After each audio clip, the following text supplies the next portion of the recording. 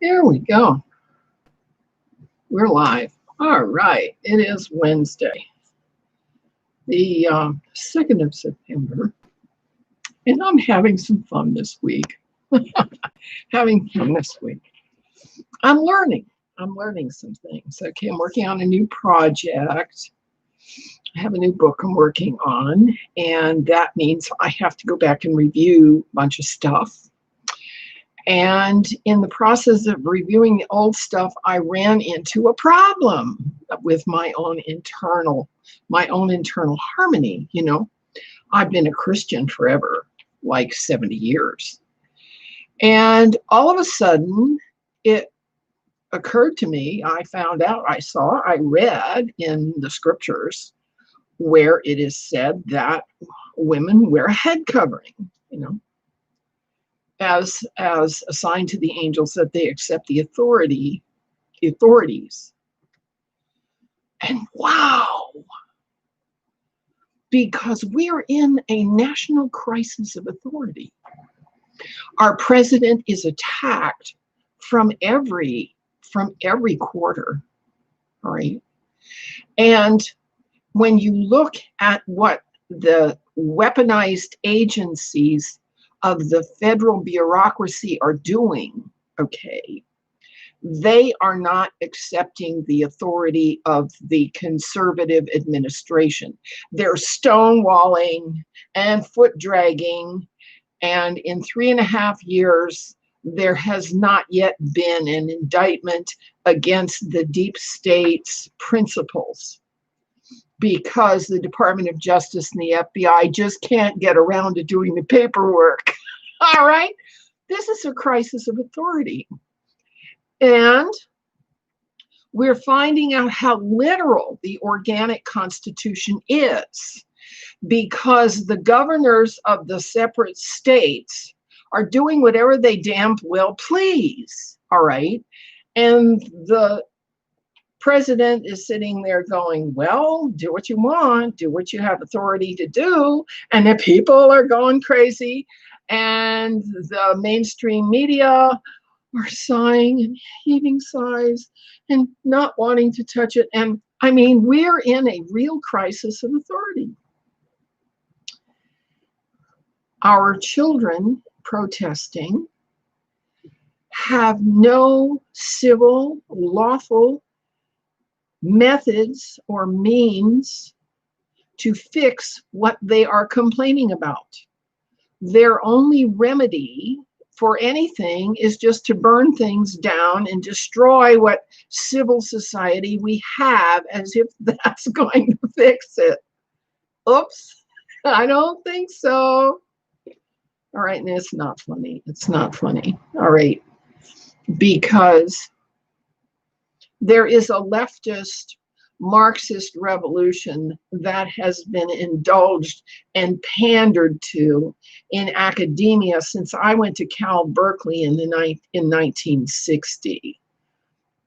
UC Berkeley and Harvard and Yale and all those fancy schools that charge so much have been spoon feeding our children and their students with this Marxist Frankfurt School, Fabian Society, Milner Kindergarten, Saul Alinsky, Sedition 1A, all this time.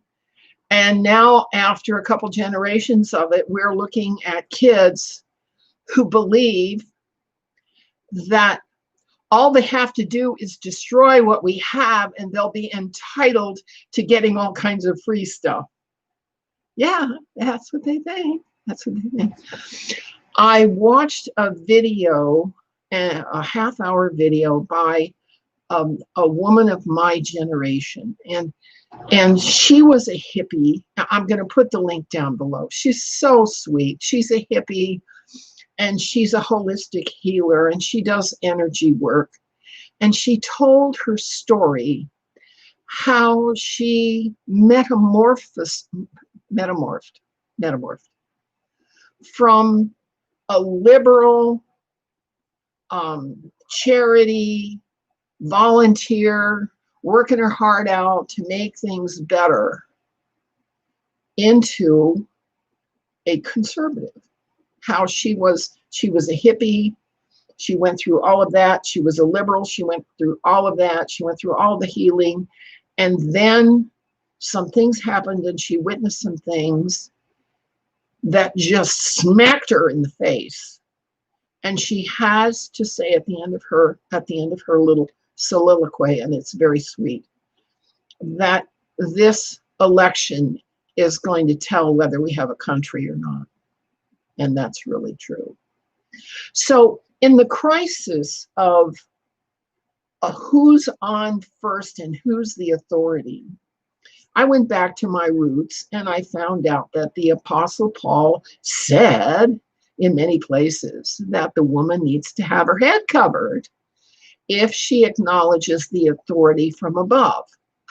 And I thought to myself, that's a very useful sign or signal in this age of sectarian and vaccinated violence, for women to wear a veil or a cap or a scarf or a handkerchief or a mantilla, to wear a sign that they accept the authority of God. They accept the authority from on high, that everything that might be possible to think about may not be beneficial or create good effects when push comes to shove.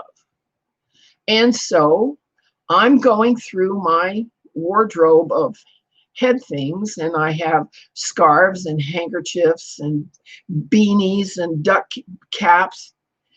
And I'm thinking about, okay, what do I put on my head to show that, since I'm not married, okay, that God is the husband that I'm responding to and following? Okay, I'm in process. Okay, and this drives my family crazy because they're saying, oh my God, there she goes again. She's going to go off on her tangent. And that's true. I believe in lifelong learning, and I'm still learning, and I'm still growing, and I'm still putting some things aside and picking up something else. Okay, my food diet is in question, and my schedule is in question, and what I put on my head is now in question. And they're just going to have to suck it up, okay? Because that's what this mom does. That this mom is on a learning track to figure things out so that down the road another 20 years, my grandchildren will look back and say, wow, she really rocked. I hope so. I'd like to be appreciated by my grandchildren and great-grandchildren, wouldn't you? Well, we just can't stay stuck and stagnant. We have to keep growing. And if we're in the midst of a crisis over authority, let us all give some thought to the signs that we portray by our appearance, what our attitude is about authority. And it's not just what you happen to wear on your head. It's also how you dress yourself, how you speak to your neighbors, okay? How do you talk to the immigrant down at the 7-Eleven store, all right? Can I wear a turban when I go to the 7-Eleven store? Or how about a mantilla? All right. There are some elements of human life we can still find delight in, even in these difficult times. And I hope I've given you an idea you can pursue, if you're feminine, about what you can do to portray your acknowledgement and agreement with some level of authority, because you know the whole universe is a hierarchy in your life. And if you're a man, you can think about how you portray the authority of a father in your home so your children take you seriously. This is not easy. This is not easy to be taken seriously with all the video games and the cell phones and the TV shows and the Netflix and the athletics and the schooling.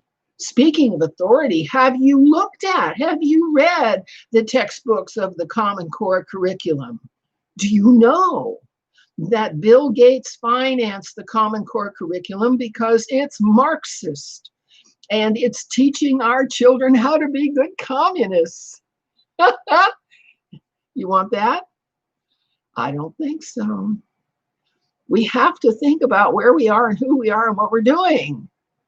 Please do this and give me some feedback and subscribe and hit the bell and all of that. And we'll keep going. I'm just a grandma. We'll keep going and figuring out how to get through this because we can.